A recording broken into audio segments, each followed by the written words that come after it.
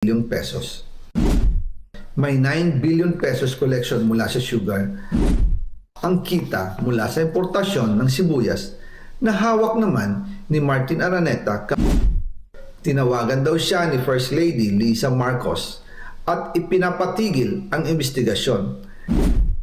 Sa First Lady Lisa Marcos mismo ang may hawak sa mga rice importers. Dahil pala sa dami ng SOP at remittance na ipinapasa sa bawat transaksyon. Ang pinakamakapangyarihang pamilya pa mismo ang sangkot sa ganitong sistema.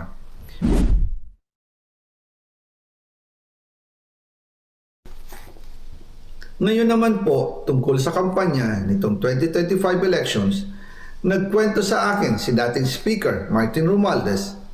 Kinausap daw siya ni PBBM sa Tacloban para tumulong sa gastusin ng mga kandidato mula national hanggang local candidates. Ang sagot ni Speaker, naibigay na niya ang SOP collections sa Bureau of Customs na umabot sa 11 billion pesos. Dagdag pa dyan, may 9 billion pesos collection mula sa sugar na ayon mismo sa kanya ay pinaghahatian lang ng 5 kumpanya para makontrol nila ang presyo ng asukal sa merkado. At iba pa ang kita mula sa importasyon ng sibuyas na hawak naman ni Martin Araneta, kapatid ni First Lady Lisa Araneta Marcos. Kung matatandaan ninyo, noong 2022, nagkaroon po ng investigasyon sa Kamara na pinangungunahan ni Congressman Toto Swansing dahil sobrang taas ng presyo ng sibuyas. Umabot ng 600 pesos kada kilo. Gayong dapat ay nasa 80 pesos lang. Doon lumabas ang pangalan ni Martin Araneta bilang isa sa mga nasa likod ng kontrol sa importasyon ng sibuyas. Pero hindi po natuloy ang investigasyon. Ang sabi ni Speaker, tinawagan daw siya ni First Lady Lisa Marcos at ipinapatigil ang investigasyon.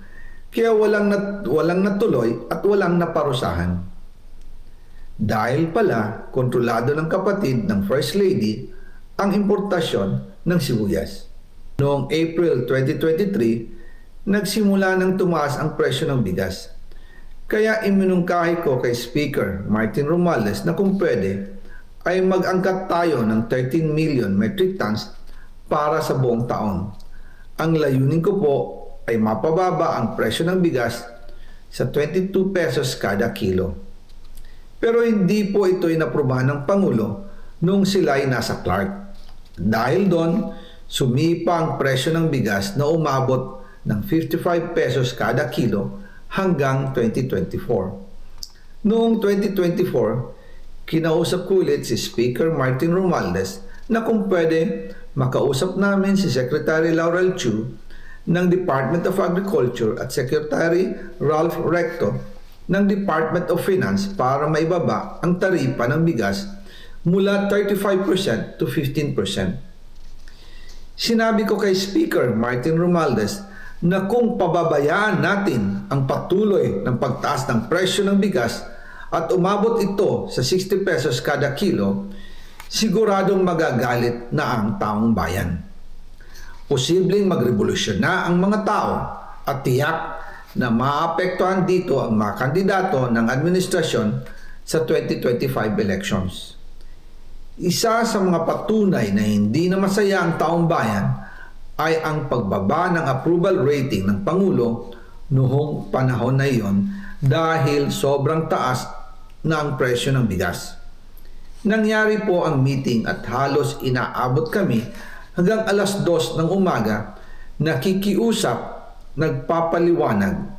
Buti na lang, matapos ang matagal na negosasyon, pumayag din sila.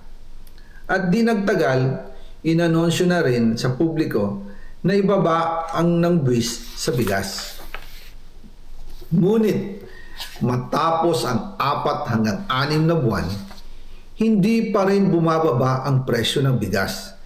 Kahit ibinaba na ang taripa nito, kaya iminungkahi ko kay Speaker Romualdez na magpatawag ng investigasyon tungkol sa bigas sa pamamagitan ng Quinta Committee hearings.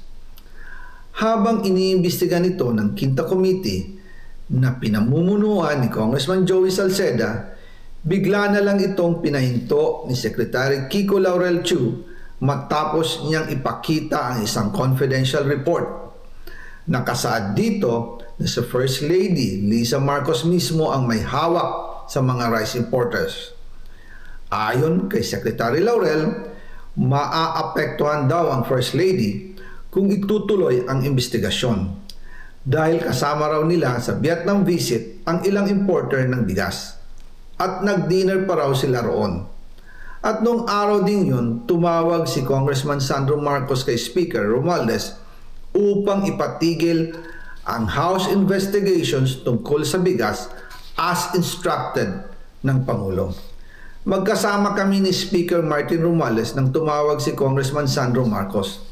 Dumating din si Secretary Laurel Chu sa Manila Polo Townhouse at doon siya pinagalitan ni Speaker dahil inilabas niya ang confidential report na nagdidiin sa First Lady sa issue ng rice smuggling.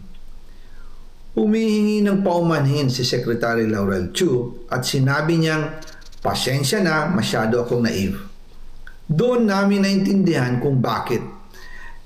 Kahit ibinaba na ang import tax ng bigas mula 35% to 15%, ay hindi pa rin bumababa ang presyo sa merkado dahil pala sa dami ng SOP at remittance na ipinapasa sa bawat transaksyon. Dagdag pa po, maraming importers ng isda ang nagrereklamo dahil kontrolado ito ng kaunting kumpanya lamang. Wala naman daw tax sa importation tuwing lean season, pero kahit ganoon, hindi pa rin sila nabibigyan ng permit to import. Ang makaunting kumpanya na ito lang ang nabibigyang permit to import. Dahil dito, kontrolado din ang presyo ng isda at ito din ang dahilan kung bakit mataas ang presyo ng galunggong. Mga kababayan, hindi dapat naghihirap ang Pilipinas. Hindi dapat ganito kamahal ang mga pangunahing bilihin tulad ng bigas. At higit sa lahat, hindi dapat nagugutom ang mga Pilipino. Wala silang malasakit sa taong bayan, lalo na sa mga mahihirap. Inaabuso ang kapangyarihan, nagiging negosyo ang pera ng taong bayan. Masakit man tanggapin, pero ito ang katotohanan. Ang pinakamakapangyarihang pamilya pa mismo ang sangkot sa ganitong sistema. Mula sa Pangulo, First Lady, hanggang sa anak, sila mismo ang nagtatakda, kumukontrol, at nakikinabang sa mga transaksyon dapat sanay para sa kapakanan ng sambayanan. Hawak at kontrolado nila halos lahat ng ahensya, kaya nagagawa nilang itago ang katotohanan. Sa mga susunod na araw, marami pa po akong isisiwalat. Maraming salamat sa inyong oras at patuloy na pag-unawa. Naway, magising tayo sa katotohanan at sama-sama nating hanapin ang hustisya para sa bayan. Diyos mabalos po sa Indogabos.